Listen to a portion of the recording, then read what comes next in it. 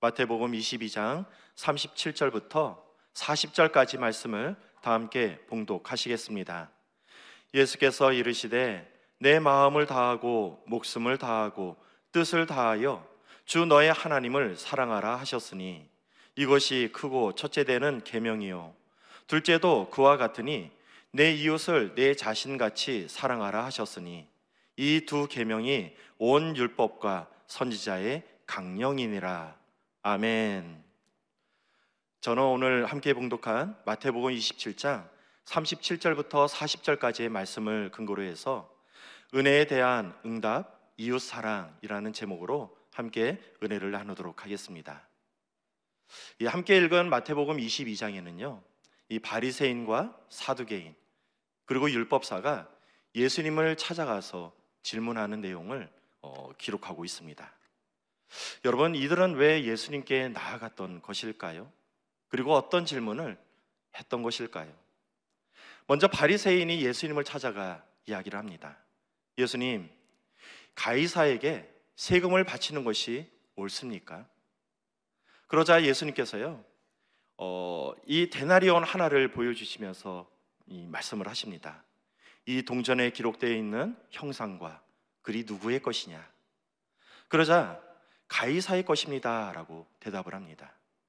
자, 그때 예수님께서는요, 가이사의 것은 가이사에게, 하나님의 것은 하나님께 드려라 말씀을 주십니다. 자, 다음으로 사두개인이 예수님께 찾아와 질문을 합니다. 선생님, 한 마을에 7명의 형제가 있었습니다. 맞이가 장가들어 상속자가 없이 죽었습니다. 그래서 그 아내가 이 둘째에게 물려주었는데 그 동생도 죽음을 맞이했습니다. 그렇게 7명의 형제가 다 죽고 마지막에 그 여자도 죽었습니다. 그러면 다시 부활할 때 이 여인은 누구의 아내가 되겠습니까? 그러자 예수님께서 말씀하십니다. 너희가 성경도 하나님의 능력도 알지 못하는도다. 이 부활 때에는 장가도 가지 아니하고 시집도 가지 아니하니 하늘의 천사들과 같으리라 말씀을 주십니다. 사두개인이 돌아가자 이번에는 율법사가 예수님께 나아가 질문을 합니다. 선생님, 율법 중 어느 계명이 가장 큽니까? 그러자 예수님께서 말씀하십니다. 내 마음을 다하고 목숨을 다하고 뜻을 다하여 주 너의 하나님을 사랑하라. 그리고 내 이웃을 내 몸과 같이 사랑하라 말씀을 주십니다. 사랑하는 성도 여러분, 바리새인과 사두개인 그리고 율법사는 예수님께 나아가서 왜 이런 질문을 했던 것일까요? 성경은 그 이유를 이렇게 설명하고 있습니다. 마태복음 22장 15절 말씀입니다. 이에 바리새인들이 가서 어떻게 하면 예수의 말에 올무에 걸리게 할까 상의하고. 여러분, 이들은 지금 궁금해서 예수님께 나아가 질문한 것이 아니었습니다. 어떻게 하면은 예수님을 말의 올무에 걸려서 넘어지게 할까? 이 악한 생각을 가지면서 예수님께 나아가 질문을 했던 것입니다. 자, 그렇다면 이들은 왜 예수님을 넘어뜨리려고 이와 같은 악한 생각을 품었던 것일까요? 바리새인은요, 이 하나님의 율법을 목숨과 같이 지켰던 사람들이었습니다. 그들은 하루에 3번씩 성전에 올라가서 하나님을 예배하고 또 하나님께 기도했던 사람들이었습니다. 하나님의 말씀을 읽고 어떻게 하면 하나님 말씀대로 살아갈까, 그것을 고민하며 살았던 사람들이었습니다. 일주일이면은요, 이 3일 4일씩 되는 그러한 기간 동안 금식을 하면서 하나님께 나아갔던 자들이었습니다. 그들이 바로 바리새인들이었다라는 것입니다. 자, 그렇다면 사두개인은 어떤 사람들이었을까요? 사두개인은요, 대제사장 이 사독의 후예들입니다. 자, 그래서 이 하나님의 거룩한 성전에서 제사장 업무를 보았던 이 사람들이 바로 이 사두개인들이었습니다. 정결한 예복을 입습니다. 백성들을 대표해서 하나님을 향해서 거룩하게 제사를 지냈던 사람들, 그 사람들이 바로 사두개인이었다는 것입니다. 자, 그렇다면 율법사는 어떤 사람들이었을까요? 그들은 매일같이 모여서 하나님의 말씀을 연구했던 사람들입니다. 어떻게 하면 하나님의 말씀을 잘 깨달을까? 그리고 어떻게 하면은 이 말씀을 백성들에게 가르쳐서 이 말씀을 삶을 살아갈 수 있을까? 이것을 매일같이 고민하며 이 말씀을 연구했던 사람들이 율법사였다라는 것입니다. 자, 이처럼 바리새인, 사두개인, 율법사, 그들은 하나님의 말씀에 능통한 자들이었고요. 더 나아가서 이 하나님께 쓰임을 받는 그러한 사람들이었습니다. 자, 그렇기 때문에 그들은 누구보다도 장차 오실 메시아 그리스도에 대해서 잘 알고 있었다는 것입니다. 구약의 예언의 선지자들은요, 이 땅에 다시 오실 구원자 메시아에 대해서 이야기를 했는데요, 메시아가 오면 이러한 일들이 일어날 것이다, 이러한 예언을 했다라는 것입니다. 하나님의 말씀을 잘 알기 때문에 그들은 누구보다도 메시아에 대해서 염원을 했고요, 그리고 또 메시아에 대해서 잘 알고 있었다는 것입니다. 그럼에도 불구하고 예수님을 바라보면서 예수님을 그리스도로, 메시아로 인정하지 않고 있습니다. 종교 지도자들, 진짜 예수님이 그리스도라는 것을 몰랐던 것일까요? 그동안 예수님께서는요, 이 공생의 이 사역을 하시면서 여러 곳을 돌아다니며 많은 일들을 감당하셨습니다.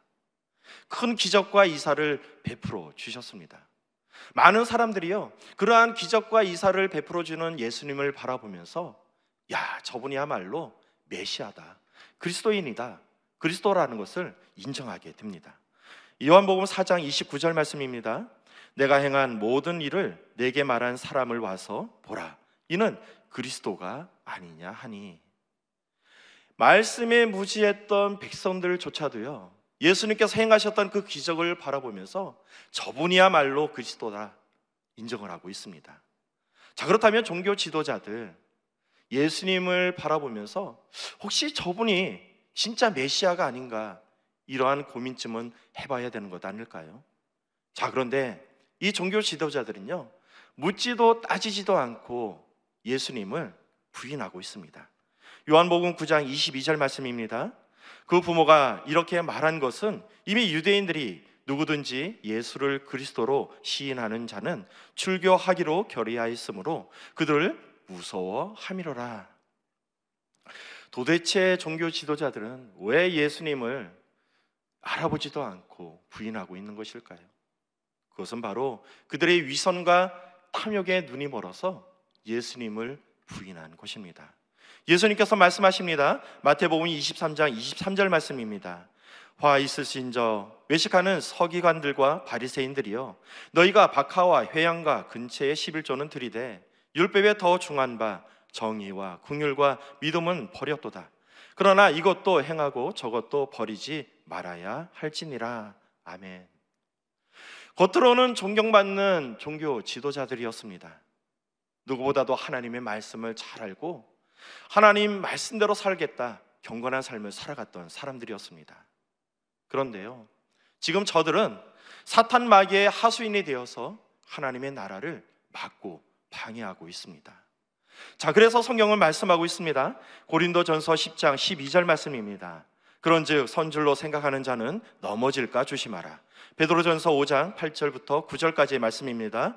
근신하라, 깨어라. 너희 대적 마귀가 우는 사자같이 두루 다니며 삼킬 자를 찾나니 너희는 믿음을 굳건하게 하여 그를 대적하라. 이는 세상에 있는 너희 형제들도 동일한 고난을 당하는 줄을 알미라. 아멘. 여러분, 아무리 하나님 말씀을 잘한다 할지라도요, 매일 성전에 나와서 예배드리고 기도한다 할지라도, 하나님 말씀대로 살아가겠노라 결단하며 살아간다 할지라도요, 깨어있지 않는다면 언제 우리가 사탄 마귀의 하수인이 되어서 이 하나님 나라를 무너뜨릴 수 있다라는 것입니다.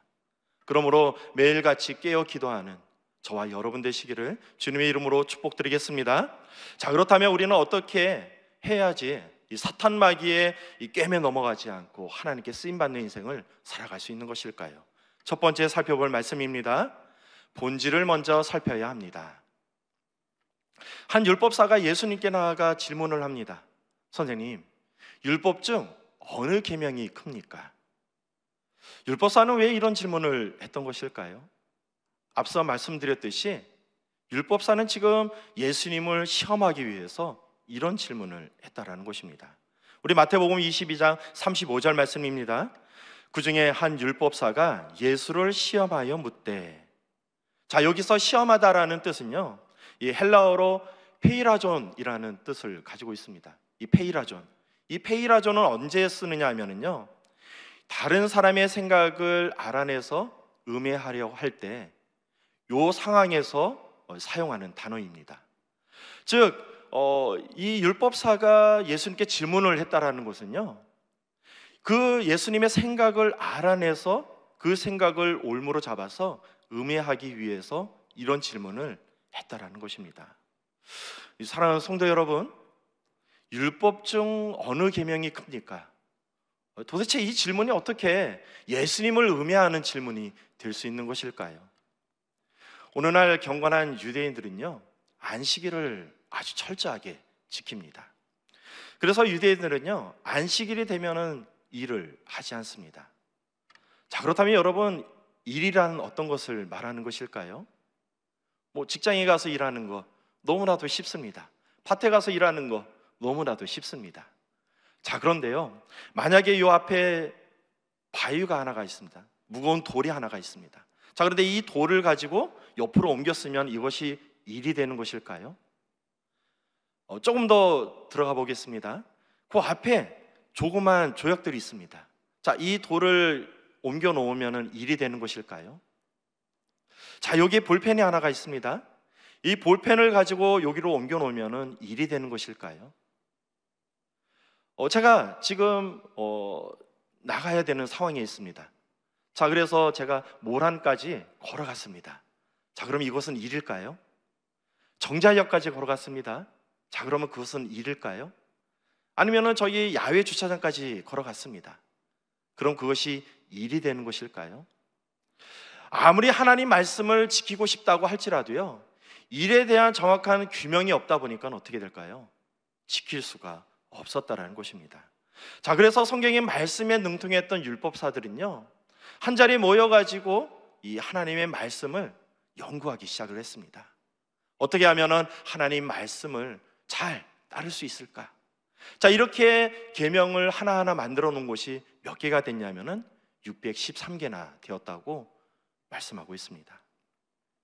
처음에는요, 계명 하나하나에 의미가 있었습니다. 아, 이래서 이런 계명을 지켜야 된다. 자, 그런데 시간이 지나 보니까 어때요? 왜 지켜야 하는지도 모릅니다. 그냥 형식만 남아서 그 계명만 지키게 되는 것입니다. 자, 오늘날 이스라엘에 가면은요, 이 안식일 날 엘리베이터에 버튼을 누를 수 없다고 합니다. 왜냐하면 이것이 바로 일이 되기 때문이에요. 자, 그래서 이스라엘에 있는 빌딩에는 어떻게 되냐면은 엘리베이터가 계속 오르락 내리락 합니다. 전층에 서고 계속적으로 움직이는 거예요. 누가 버튼을 누르지 않아도 저절로 올라갔다가 내려왔다 하는 것입니다. 여러분, 우리 하나님께서 안식일 날 엘리베이터에 버튼을 누르지 말라고 이 안식일을 만드셨던 것일까요? 그렇기 때문에 우리는 본질에 대해서 알아야 된다는 것입니다. 본질, 하나님께서 왜 이런 말씀을 주셨는가, 이것에 대해서 깨달았을 때 우리는 하나님께서 원하시는 삶을 살아갈 수 있는 것입니다. 자, 이렇게 계명이 많다 보니까요, 이 계속적으로 계명과 계명 사이에 이 충돌이 일어나게 됩니다. 그러다 보니까 율법사들 사이에서 논쟁이 끊이지 않고 일어나게 되는 것입니다. 어떤 율법사가 이야기를 합니다. 여러분, 이 계명은 너무나도 중요합니다. 그러니까 이 계명은 꼭 지켜야 합니다. 자, 그런데 다른 율법사가 이야기합니다. 여러분, 그 계명보다는요, 이 계명이 훨씬 더 중요합니다. 서로 논쟁을 했다라는 것입니다. 좀 쉽게 오늘날로 풀어볼까요? 자, 우리 수복음교회에서 이야기를 합니다. 여러분, 성령 충만해야 됩니다. 절대 긍정, 절대 감사로 살아가야 합니다. 자, 그랬더니 저기 선한 목자야 교회에서 이야기를 합니다. 아닙니다. 작은 예수로 살아가야 합니다. 제자의 삶을 살아가야 합니다. 여러분, 틀린 것일까요? 아닙니다.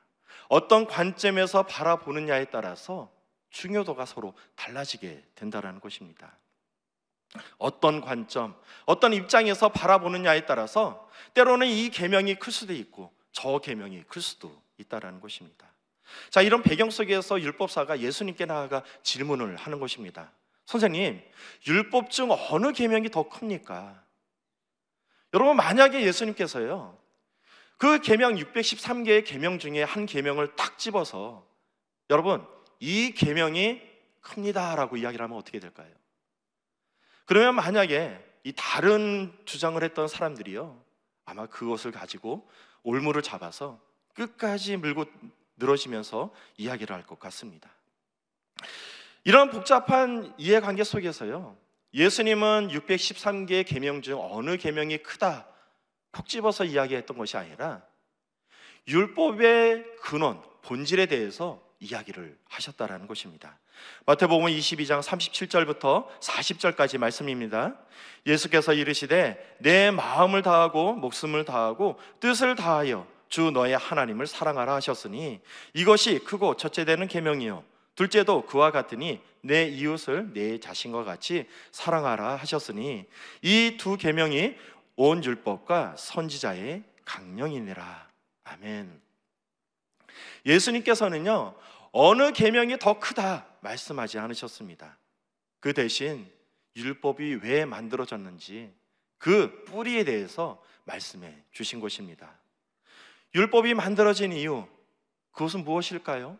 그것은 바로 우리 하나님을 사랑하고 또 이웃을 사랑하는 그러한 목적을 가지고 이 율법이 만들어졌다라는 것입니다. 자, 그러므로 목숨을 다해 하나님을 사랑하고 또 내 이웃을 내 몸과 같이 사랑하는 저와 여러분 되시기를 주님의 이름으로 축복드리겠습니다. 자, 그렇다면 우리는 어떻게 해야 목숨을 다해서 우리 하나님을 사랑하고 내 이웃을 내 몸과 같이 사랑할 수 있는 것일까요? 두 번째로 살펴볼 말씀인데요 예수님의 사랑을 본받아야 합니다. 자, 2025년 3월 18일 워클리 서울이라는 이곳에 올라온 기사입니다. 이 서울 양천구에 자취하고 있는 20대 직장인 최 씨는 지난 소개팅에서 만난 남성과 연애를 시작한 지 2개월 만에 이별했다. 남자친구의 집착 때문이었다. 이 최 씨는 남자친구가 회사 앞에 무작정 찾아왔다가 직장 동료와 있는 모습을 보고 집착이 심해져 일상생활이 힘들어져 결국 이별했다고 말했다. 그런데 이후에도 전화나 문자, 집 앞에 찾아오는 일이 많아져 결국 신고를 했고 이 사실을 알려진 후에야 벗어날 수 있었다고 말했다.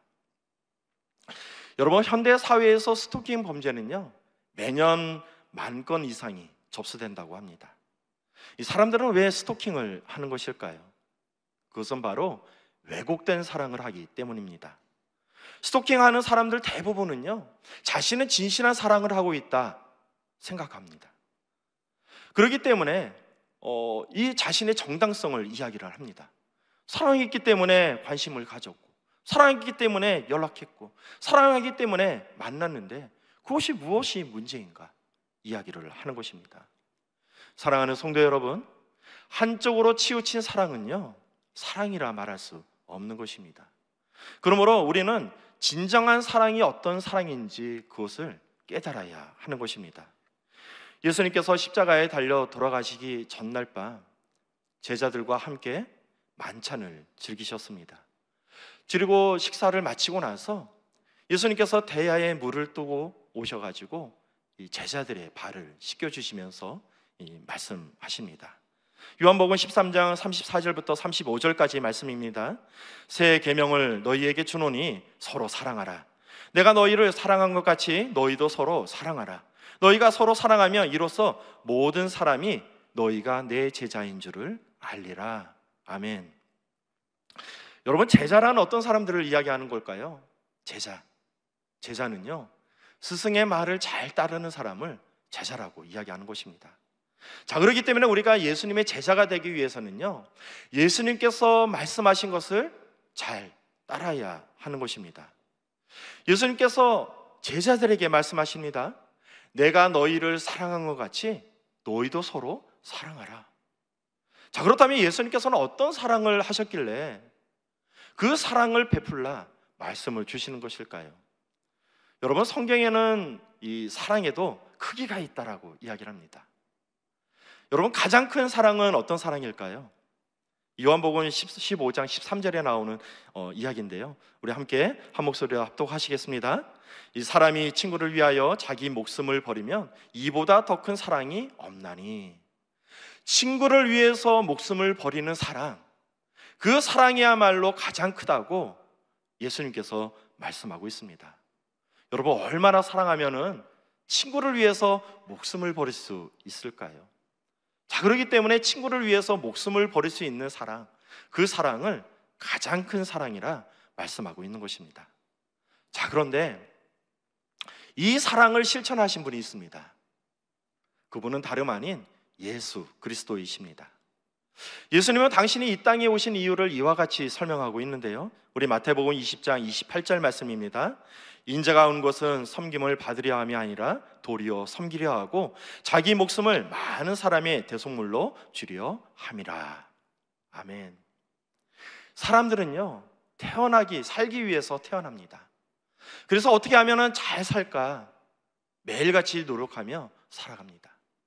자, 그런데 이 세상에 죽기 위해 태어나신 분이 있습니다. 바로 예수님이십니다.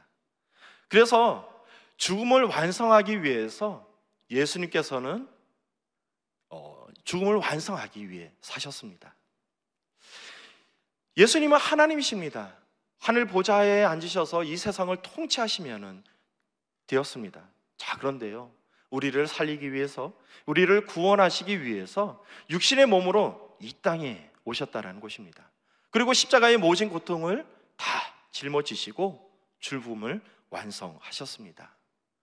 아이고, 목사님, 예수님 하나님이시잖아요. 하나님이시니까 감당하신 거겠죠. 여러분, 진짜 그럴까요? 우리 마태복음 27장 46절 말씀 함께 살펴보도록 하겠습니다.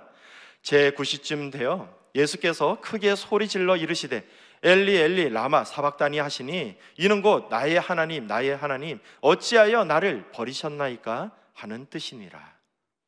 십자가에서 받은 고난이 얼마나 고통스러웠는지 예수님께서 십자가에 달리셔서 외치십니다. 엘리 엘리 라마 사박다니, 나의 하나님 어찌하여 나를 버리셨나이까.